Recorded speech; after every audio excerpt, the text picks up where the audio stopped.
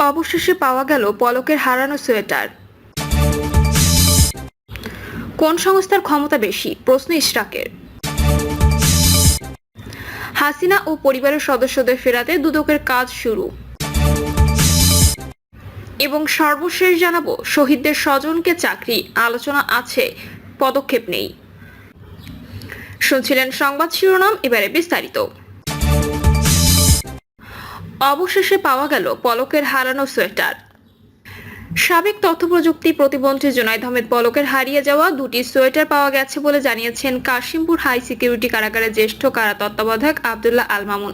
তিনি বলেন, কারাগারে থাকা তার বেশ কিছু জামাকাপড়ও পাওয়া গেছে। এর আগে সকালে ঢাকার চিফ মেট্রোপলিটন ম্যাজিস্ট্রেট আদালতে দুটি সোয়েটার হারিয়ে গেছে বলে দাবি করেন পলক।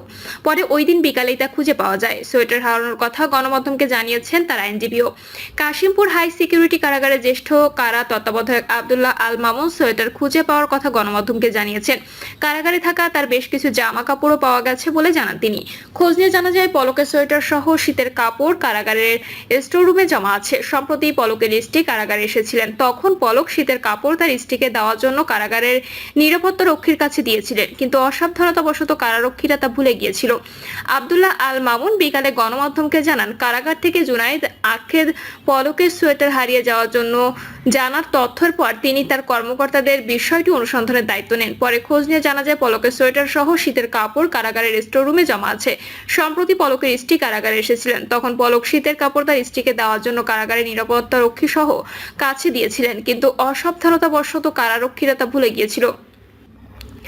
আব্দুল্লাহ আল মামুন আরো বলেন, সেদিন বন্দীদের সঙ্গে সাক্ষাৎ গ্রহণ শেষ হলে একটি ব্যাগ পড়ে থাকতে দেখা যায়। পরে ওই ব্যাগের মালিকানা না পাওয়ায় আবার সেটি কারাগারের স্টোর রুমে রাখা হয়। আদালতে সোয়েটার হারিয়ে যাওয়ার অভিযোগ তোলার পর কারা তত্ত্বাবধায়ক আব্দুল্লাহ আল মামুন বলেছিলেন, আলোচনায় থাকার জন্য জুনায়েদ আহমেদ পলক উদ্ভট সব দাবি করে থাকেন। এই সোয়েটার হারিয়ে যাওয়ার তথ্য এমন একটি উদ্ভট দাবি।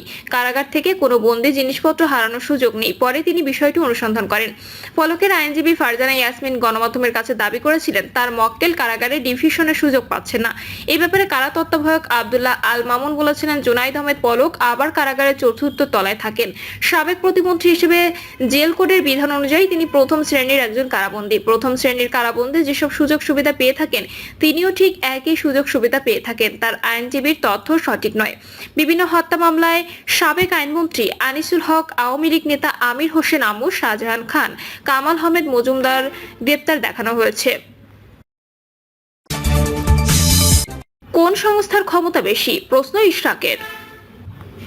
বিএনপি নেতা ইশরাক হোসেনকে ঢাকা দক্ষিণ সিটি কর্পোরেশনের মেয়র হিসেবে বিজয়ী ঘোষণা করে গেজেট প্রকাশ করতে হবে কিনা এ বিষয়ে আইন মন্ত্রণালয়ের মতামত জানতে চেয়ে চিঠি দিয়েছে নির্বাচন কমিশন। এ ঘটনায় ক্ষুব্ধ প্রতিক্রিয়া জানিয়েছেন বিএনপি নেতা ইশরাক হোসেন। ফেসবুকে দেওয়া এক পোস্টে তিনি লেখেন, আদালতের আদেশে মানবে কিনা সেই পরামর্শ চেয়ে আইন মন্ত্রণালয় কেউ চিঠি দিলে কোন সংস্থার ক্ষমতা বেশি, আদালত নাকি আইন মন্ত্রণালয়? গত 27 মার্চ ঢাকা দক্ষিণ সিটি কর্পোরেশনের 2020 সালের নির্বাচনে ফজলে নূর তাপসকে বিজয়ী ঘোষণার ফল বাতিল করে বিএনপি নেতা ইশরাক হোসেনকে মেয়র ঘোষণা করেন আদালত। ঢাকার প্রথম যুগ্ম জেলা জজ ও নির্বাচনী ট্রাইব্যুনালের বিচারক মোহাম্মদ নুরুল ইসলাম এর রায় দেন। সেই নির্বাচনে নৌকা প্রতীক নিয়ে নির্বাচিত শেখ ফজলে নূর তাপসকে মেয়র ঘোষণা করে সরকারের জারি করা গেজেটও বাতিল করা হয়েছে। সেই সঙ্গে ধানের শীষ প্রতীকের প্রার্থী ইশরাক হোসেনকে মেয়র ঘোষণা করা হয়। নির্বাচনী ট্রাইব্যুনালের রায়ের কপি নির্বাচন কমিশনে আসার পর পর্যালোচনা করা হয়। এ বিষয়ে জানতে চাইলে গণমাধ্যমকে ইসি সিনিয়র সচিব আক্তার আহমেদ বলেন, আদালতের নির্দেশনার পর এখন গেজেট প্রকাশের বিষয়ে পরামর্শ চেয়ে আইন মন্ত্রণালয়ে চিঠি দিয়েছি। মন্ত্রণালয়ের মতামত পাওয়ার পরই পরবর্তী পদক্ষেপ নেওয়া হবে। হাসিনা ও পরিবারের সদস্যদের ফেরাতে দুদকের কাজ শুরু। শেখ হাসিনা ও তার পরিবারের সদস্যদের দেশে ফিরিয়ে আনতে কার্যক্রম শুরু করেছে দুর্নীতি দমন কমিশন। রাজধানীর সেগুনবাগিচায় দুদক কার্যালয়ের সাংবাদিকদের এ তথ্য জানান সংস্থার কমিশনার ব্রিগেডিয়ার জেনারেল হাফিজ আহসান ফরিদ। তিনি বলেন, টিউলিপ সিদ্দিকীকে বাংলাদেশের নাগরিক হিসেবে বিচারের মুখোমুখি করা হবে। উল্লেখ্য, গত বছরের 5ই আগস্ট ছাত্র জনতার গণঅভ্যুত্থানের মুখে ভারতে পালিয়ে যান শেখ হাসিনা। অন্তর্বর্তী সরকার দায়িত্ব গ্রহণের পর শেখ হাসিনা ও তার পরিবারের সদস্যদের বিরুদ্ধে হত্যা, গুম, দুর্নীতি, জালিয়াতি ও ক্ষমতার অপব্যবহারের অভিযোগে একাধিক মামলা হয়। এসব মামলায় আদালত বিভিন্ন সময়ে অনেকের বিরুদ্ধে গ্রেপ্তারি পরোয়ানা জারি করে।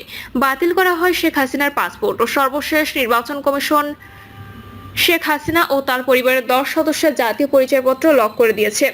ইসি জাতীয় পরিচয় নিবন্ধন অনুবিভাগের মহাপরিচালক ও সিস্টেম ম্যানেজার মোহাম্মদ আশরাফ হোসেন স্বাক্ষরিত এক নির্দেশনায় জানা যায়, ফেব্রুয়ারিতে কর্তৃপক্ষের নির্দেশে এসব এনআইডি লক করা হয়। গত বছরের আগস্টে আওয়ামী লীগ সরকারের পতনের পর থেকেই বিভিন্ন মহল শেখ হাসিনাকে দেশে ফিরিয়ে এনে বিচারের দাবি জানিয়ে আসছিল।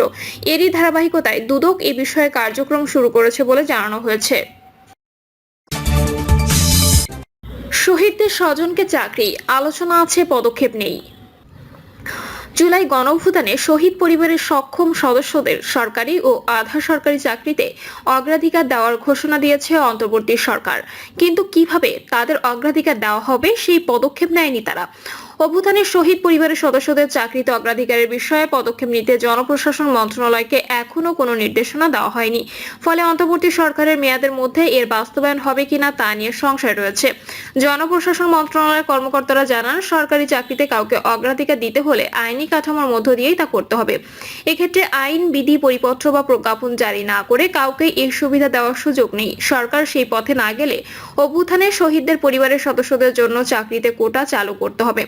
জনপ্রশাসন বিশেষজ্ঞ ফিরোজ মিয়া মনে করেন, গণঅভ্যুত্থানের শহীদ পরিবারের সদস্যদের সরকারি চাকরিতে অগ্রাধিকার দিতে গেলে আলাদাভাবে প্রজ্ঞাপন জারি করতে হবে। কোনো কোনো ক্ষেত্রে নিয়োগ বিধি সংশোধন করতে হবে। ফিরোজ মিয়া বলেন, সরকারি দপ্তরগুলোতে আলাদা আলাদা নিয়োগ বিধি, ফলে কোনো দপ্তরে কাউকে নিয়োগে অগ্রাধিকার দিতে গেলে সংশ্লিষ্ট বিধি পরিবর্তন করতে হবে, কারণ প্রজ্ঞাপন দিয়ে বিধি পরিবর্তন করা যাবে না।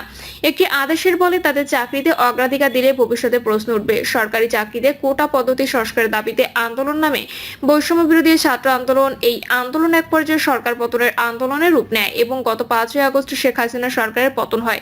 কোটা বিরোধী আন্দোলন চরম আকার ধারণ করলে 23 জুলাই সরকারি চাকরিতে কোটা পদ্ধতি সংশোধন করে 93% পদে মেধার ভিত্তিতে নিয়োগের নিয়ম রেখে প্রজ্ঞাপন জারি করে জনপ্রশাসন মন্ত্রণালয়ের বিধি এক শাখা। বাকি 7% পদে কারা নিয়োগ পাবে প্রজ্ঞাপনে তা বলে দেওয়া হয়। জুলাই গণঅভ্যুত্থানে শহীদ পরিবারের সক্ষম সদস্যদের সরকারি ও আধা সরকারি চাকরিতে অগ্রাধিকার দেওয়ার বিষয়ে জনপ্রশাসন মন্ত্রণালয়ের বিধি এক অধিশাখার যুগ্ম সচিব মোহাম্মদ শামীম সোহেল সম্প্রতি আজকের পত্রিকাকে বলেন, আমরা এই ধরনের কোনো নির্দেশনা এখনো পাইনি। জনপ্রশাসন মন্ত্রণালয়ের 5টি অধিশাখার মাধ্যমে বিধিবিধান সংক্রান্ত কাজগুলো করা হয়। অভ্যুত্থানের শহীদ পরিবারের সক্ষম সদস্যদের চাকরিতে অগ্রাধিকার দেওয়ার বিষয়ে বিধি অধিশাখার কোনো শাখার কোনো নির্দেশনা নেই বলে কর্মকর্তারা জানিয়েছেন।